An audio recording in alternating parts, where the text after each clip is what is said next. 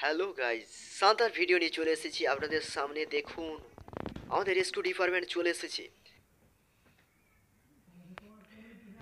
একটা হোয়াইট তিমি মাছ, কে কতগুলো দেখুন।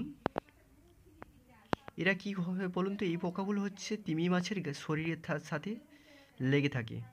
এগুলো পোকামাকড় শরীর থেকে কিভাবে রক্ত শোষণ করে করে খাচ্ছে, খুব কষ্ট পাচ্ছিল। সেই জন্য তিমি মাছটা রেস্কিউ করার প্রয়োজন। দেখুন, আমাদের যে টিম চলে এসেছে এবং রেস্কিউ অপারেশন শুরু করে দিয়েছে। খুব সুন্দরভাবে একটা স্প্রে করে দিল। স্প্রের সাহায্যে কী হলো বলুন তো? যাতে ওই পোকামাকড়গুলো শরীর থেকে আলকা হয়ে যায় ধীরে ধীরে। আর আমাদের যে টিম যে আছে, ম্যাম আছে, আমাদের ম্যাম খুব সুন্দরভাবে ওইগুলো ছাড়িয়ে দিচ্ছে, শরীর থেকে আলগা করে দিচ্ছে। আর খুব সুন্দরভাবে তিন মাসটাকে শুশ্রূষা ব্যান্ডেজ করে দিল।